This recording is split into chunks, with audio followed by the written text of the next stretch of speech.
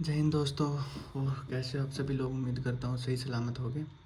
तो SSC GD mock test series में continue करते हुए आज मैं मॉक टेस्ट नंबर आपके लिए लेके आऊँ 5। बिना किसी देरी के चलो शुरुआत करते हैं मॉक टेस्ट नंबर 5। आज का हमारा पहला क्वेश्चन रहने वाला है आपकी स्क्रीन पे।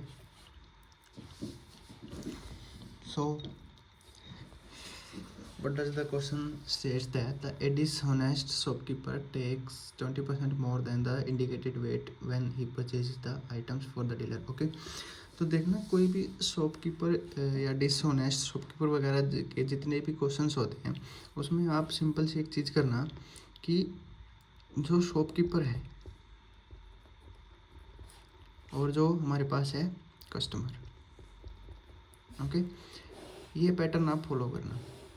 ओके, तो देखना जो पहला क्वेश्चन मैं आपको बता देता हूँ। A dishonest shopkeeper takes 20% more than the indicated weight. Okay, तो देखना, तो हमेशा इस साइड आपको लो वैल्यू लिखनी है और इस साइड आपको हमेशा हाई वैल्यू लिखनी है। ओके, 20% की परसेंटेज वैल्यू होती है हमारे पास 1/5।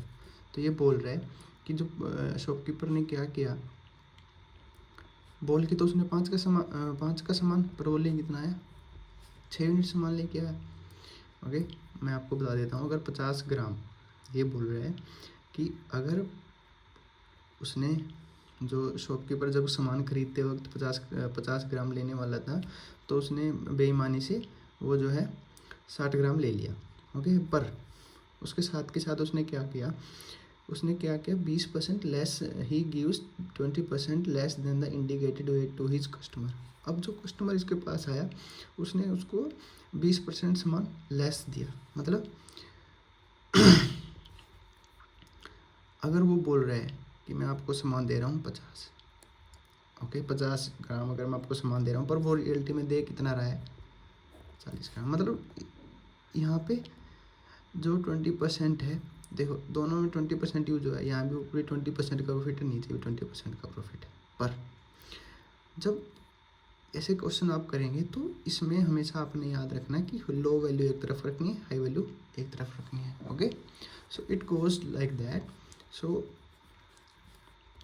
0 0 cancel, this will and 2:3. So 2:3 will be the overall profit for the shopkeeper and it will be the 50%. Okay, so ये आपका फर्स्ट क्वेश्चन था। After that, the second question. What does the second question say? Suggest that a train is moving at 96 km/h of a certain length, crosses a bridge of length 100 meter in 12 seconds. Okay, तो 100 plus में x जो train की length है divide by speed of train, that is it will goes to 12 second. Okay, we will calculate the length of a train. Okay, so it will be 6 18 16 16 5 80/3। So 100 plus में x will be the 12 into में 80/3। So x will be the 8 चौका 32। So it will be 220 metre, that is the length of train. Okay, after that, but what is given in the question that while a car moving at a certain speed of length 2 meter crosses the same bridge. Okay, 100 plus में 2 divide by में इसकी speed, sorry speed को हम y लिख लेते हैं, और ये कितने में कर दिए 51 second. So speed will be the 2 metre per second. Okay, now for the in the last step, what he asked that in what time will the train cross the car if they are moving in the same direction. Okay, same direction में कहाँ चल रहे हैं, तो total distance कितना होगा 2 मतलब 220 plus में 2, सेम डिस्टेंस में चल रहे हैं, तो इन दोनों की स्पीड में जो है होगा -80 -3 डिवाइड बाय में माइनस में 2, तो it will B that is 2 and it will be 74 into my 3, that is 3, that is 9 seconds will be taken. Okay, so this was your second question. Okay, now third question. Third question says that a sum of money 3 times itself at compound interest in 10 years, in how many years will it becomes 9 times? Okay, so ये आपका किसका formula था? Compound interest का formula था R/100/T। 10 साल में कितना हो जाता है? सो इसकी वैल्यू हमारे पास निकल के आई है 3, वेयर एज आगे बोल रहा है कि 9 टाइम में 3 का स्क्वायर होगा और 3 की वैल्यू हमारे पास ये है, ठीक है। तो 3 की वैल्यू हमारे पास ये है, तो 1 प्लस में R/100, यहाँ पे T होता है, इसका भी होगा स्क्वायर, इसकी वैल्यू है 10, तो टोटल टाइम निकल के पास हमारा 20 ईयर्स। डायरेक्ट शॉर्टकट, पेन उठाने की तक की जरूरत नहीं है भाई, ये ऐसे ऐसे क्वेश्चन में तो ओके। उसके बाद हमारे पास है नेक्स्ट क्वेश्चन, ये बोल रहा है in an company the ratio of the junior to senior engineers 9:8। If 6 engineer and 3 senior engineer are transferred to another location and 12 more juniors are hired, then the ratio becomes 11:7. Then find the initial number of seniors. Okay, तो juniors to senior की ratio हमारे को given है 7:8। Okay, हमें भी निकालना है ये। तो जो क्वेश्चन ऑप्शंस होंगे वो 8 का मल्टीपल हम चेक कर लेंगे, तो 8 का मल्टीपल जो कोई भी होगा वही इसका आंसर होगा। And for the God's sake, we have only one option that is the multiple of 8, so that will be the correct answer of the question. Okay, so if you want to solve this question, there is a method we call it is a cross multiplication method. Okay, पहले हम लिखते हैं इसमें initial क्या था, फिर हम लिखते हैं कि फाइनल क्या हुआ, और यहाँ पे हम लिखेंगे टोटल चेंज कितना हुआ। चेंज देखो कितना हुआ है, 6 जूनियर -6 जूनियर छोड़ के चले गए, -3 सीनियर छोड़ के चले गए, पर यहाँ पे हमारे पास 12 जूनियर और ऐड हो गए, तो टोटल जूनियर कितने ऐड हो गए? 6। ओके, तो हम इनका लेंगे डिफरेंस, 63 माइनस में 88, माइनस का झंझट छोड़ दो, कोई चक्कर नहीं। इधर देखो 33 माइनस में दैट इज 42। अब ये यहाँ पे माइनस था तो यहाँ पे होगा प्लस।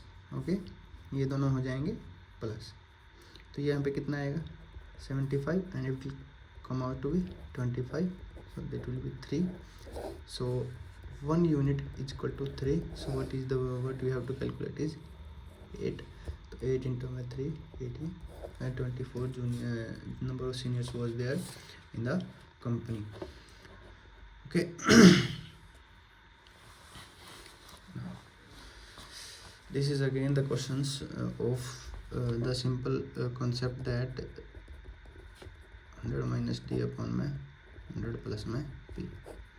ये concept physical profit and loss में बहुत यूज़ होता है। तो इसमें पूछ रखा है the manufacturer fix the mark price above. अगर ये 100 है तो ये 105 है, तो हमें निकालना है डिस्काउंट, और प्रॉफिट हमें गिवन है 5% का। ओके, तो okay, after solving that what we will calculate that, यहाँ पे आएगा हमारे पास डी, तो डिस्काउंट यहाँ पे कितने आएगा 200 में 23, that is around goes to 9%, so 9% will be the answer of this question. Okay, after that question number 6 what does question number 6 suggest that the ratio speed of boat given है still water to speed of stream if a boat can row the distance of 120 kilometre up stream. Okay, upstream में distance कितना लगेगा total, speed क्या रहेगी हमारी, speed add होगी कि minus होगी 4x माइनस में that is 6x given as 2। Okay, यहाँ पे 20 और यहाँ पे 30, तो 10/x is given as, value of x will be 5। what we have to calculate the speed of the boat in still water, which is 5:1, so 5 into 5 that will be 25 kilometer per. Okay, after that we have question number 7. What does question number 7 states that the ratio of the length of two rectangle is 24:23. The breadth of the two rectangle is 18:7. If the perimeter of the second rectangle is 160 centimeter and the length of the second rectangle is 12 centimeter more than its breadth, then find the area of the first rectangle. Okay, what was the given in the question? That L1 is to L2 is given as 24:23, whereas B1 is to B2 is given as 18:17. But the next line, what does it states that the length of second rectangle is 12 centimeter more than its breadth. Okay, so in ratio we have difference of 6 unit, but in actually it is given as 12. So 1 unit will be the 2. So L1 will be the 48, L2 will be 46, B1 will be 36, and B2 will be 34. Okay, then area of the first rectangle will be this one. Okay, first L1 into में B1, so ये दोनों का होगा, sorry, that is 48 into में 36. We can calculate that the unit digit will be the 8, and that is present only one option, so we can say that the fourth option will be the correct option. Okay, now question number 9. What does question number 9 says? That Raj can alone complete a work in 60 days. Efficiency of Raju is 50% more than the Raj. Okay, there are 3 persons given in the question, that is Raj, यहाँ पे लिख देता हूँ, Raj, Raju and Raghu. Okay, in the first statement ये कितने दिन में कर सकता है? 60 days में. And the efficiency of Raju is 50% more than Raj. Okay, अगर इसकी efficiency 2 है, इसकी 3 है, फिर ये कैसे आया? 50% की जो फ्रैक्शन वाली होती है 1/2 होती है. ओके, अगर 2 राज की है, ओके, तो उससे प्लस 1 ज़्यादा किसकी है? राजू की, तो इसकी वैल्यू हो जाएगी 3. And the efficiency of Raju and Raghu will be 3:5. Okay, if the Raju and Raghu started the work, okay, the total work will be the 120 units. So अब देखो 120 यूनिट हमारे पास काम था, पर क्या किया इसने? The Raj left the work 14 days before completion. Okay, ये मैं ये क्वेश्चन हम शिफ्टिंग से कर सकते हैं. ये बोल रहा है कि राज ने 14 दिन पहले, काम ख़त्म होने से पहले वो चला गया, तो हम क्या करते हैं कि उससे 14 दिन का काम हम एक्स्ट्रा करवा ही लेते हैं. तो 1 दिन का काम वो कर रहा है 2, 14 दिन के लिए वो करेगा 28. वहीं दूसरी स्टेटमेंट बोल रही है कि Raju left the work 4 days before. अब राजू भी 4 दिन, तो राजू से भी हम 4 दिन और करवा ही लेते हैं, तो ये टोटल 12. तो टोटल हमारे पास काम कितना आएगा? 160 यूनिट. और ये तीनों मिलकर कितने दिन में करेंगे? 5 3 8 2 10. तो answer will be the 16 days. They will take 16 days to do और to complete the work. Okay, after that we have 2 or 3 more questions we have left. Okay, so question number 10th. What does question number 10 say? That Weber bought a pen for ₹2,000. He sold it to Ravi at a loss of 20%. Okay, ये question हमारे पास किसका आता है? ये आता है हमारे पास successive का. इसने बोल रहा है ये पूछ रहे, देखो मैं आपको बता देता हूँ, सिंपल सा है ये, एकदम सक्सेसिव का कंसेप्ट लगेगा. 2000 का पेन है, ठीक है, क्या किया? अब रवि को लॉस पे बेचा, रवि को 20% लॉस पे बेचा, तो बेचा कितने पे? उस चीज़ का 80% पे, ठीक है. उसको कुछ प्रॉफिट खरीदना था, तो उसने 110 प्रॉफिट पे, मतलब 10% प्रॉफिट पे बेच दिया, तो बेचा कितना पे? 110 पे.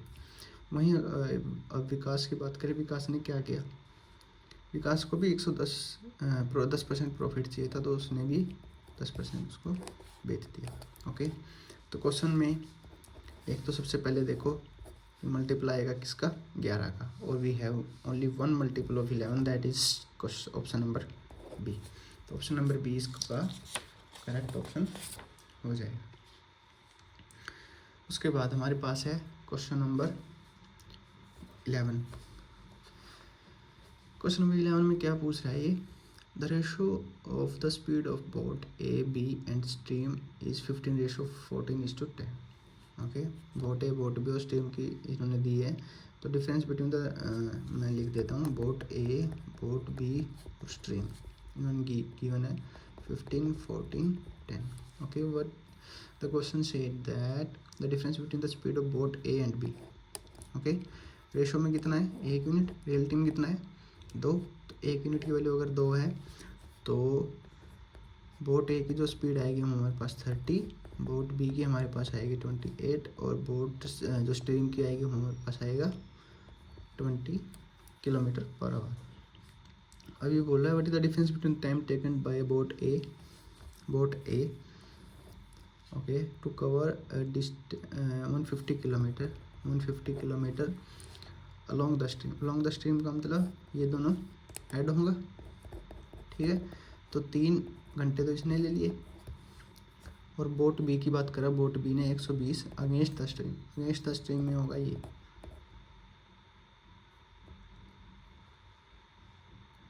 Against the stream.